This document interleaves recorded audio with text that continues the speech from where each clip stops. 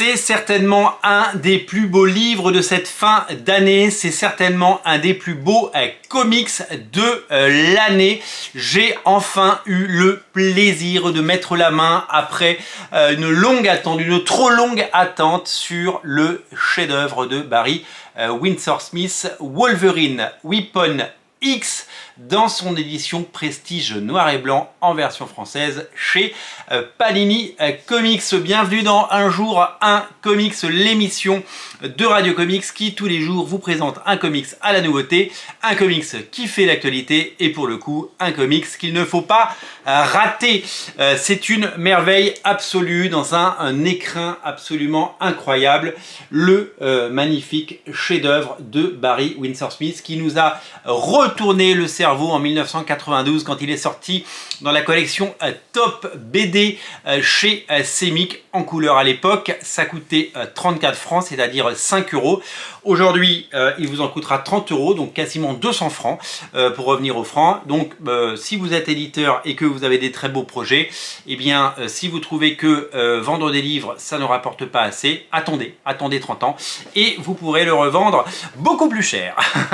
C'est vrai que les prix sont devenus fous, c'est vrai que les comics se sont embourgeoisés et c'est vrai qu'on est passé de format souple en kiosque, qu'on adorait, attention, moi j'ai grandi avec ça, hein, je respecte à fond, vers aujourd'hui des objets qui sont des coffee table books, qui sont des beaux livres à offrir et à dévorer pour les collectionneurs, pour les amateurs, pour les vieux lecteurs, pour les gens qui ont une barbe grisonnante comme la mienne et qui ont au fil des années perdu un peu en termes d'implantation capillaire.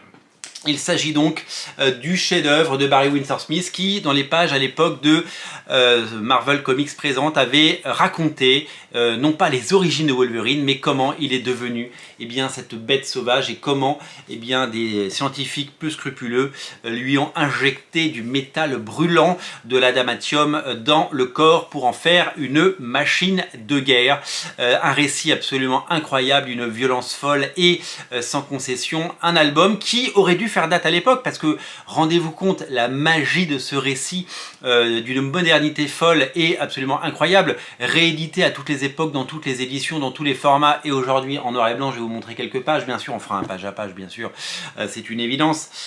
Comment il n'y a pas eu de prise de conscience à l'époque de Marvel et comment il n'y en a toujours pas aujourd'hui, de se dire si on crée des récits intemporels, magnifiques, avec des grands noms, avec des artistes, qu'on les laisse travailler, évidemment encadrés avec l'équipe éditoriale qu'il faut et avec évidemment la cohérence des univers, parce qu'il faut que le personnage de Wolverine reste le personnage de Wolverine, mais là c'est on va dans les origines de ce personnage.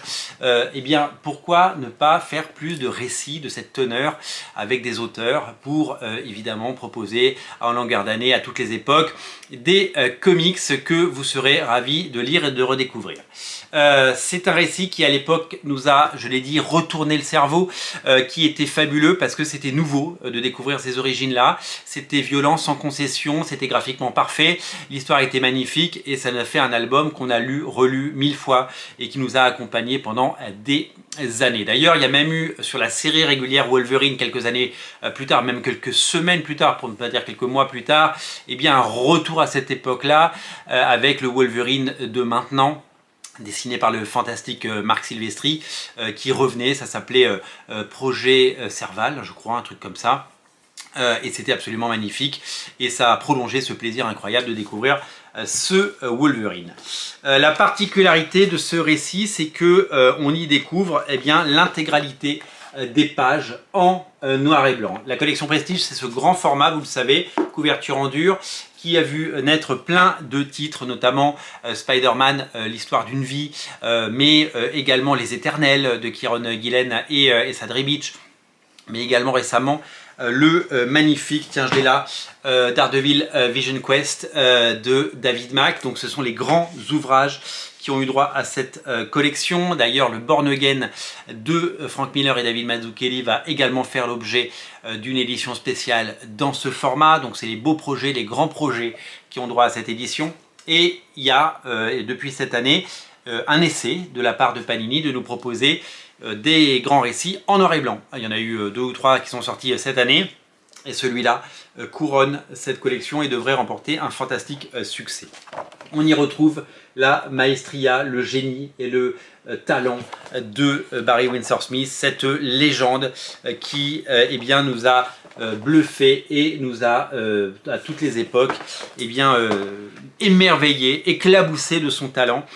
Puisque à chaque fois qu'il a fait des projets comme ça a été à chaque fois absolument fantastique et magnifique. Récemment est sorti chez Delcourt, et c'est un concours, on a l'impression, son Ad Astra totalement inédit. Regardez ce dessin de Wolverine iconique, regardez ce de Wolverine magnifique, incroyable, dessiné par Barry Windsor Smith. Donc Ad Astra qui vient de sortir en noir et blanc également chez Delcourt. Je vous montre cette illustration pleine page, regardez comme c'est magnifique et à quel point c'est beau. Récemment chez Delcourt est sorti son Monster, mais vous avez peut-être lu ses autres récits, ce qu'il a fait sur les X-Men, que ça vient de ressortir en must-have, ce qu'il a fait sur Archer and Armstrong, ce qu'il a fait évidemment sur Conan, et les deux magnifiques éditions qu'il a pu produire chez Comics Initiative. C'était, vous le savez, à l'époque son Barry Windsor Smith Storyteller avec les Young Gods notamment.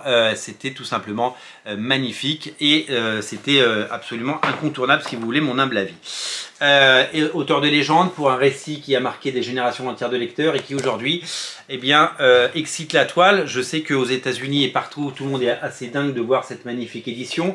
Je sais que Paul Renaud en a fait la publicité sur ses réseaux sociaux en disant il faut absolument que vous lisiez ou que vous découvriez cela. L'édition est complète, elle est magnifique. Il y a même la backup story qui avait été faite quelques années plus tard. Elle est de toute beauté. Et à la fin, il y a toutes les couvertures, notamment cette couverture iconique, notamment celle-là qui avait servi à faire eh bien, la couverture du Top BD. Voilà pour cette édition magnifique que vous trouverez chez votre libraire. Pensez à la prendre chez votre libraire. Pensez à faire travailler votre libraire en ces fêtes de fin d'année. Ça fait partie des titres absolument incontournables qu'il ne faut pas rater en 2024 pour Noël. C'est à offrir, c'est à dévorer, c'est à collectionner et c'est à savourer.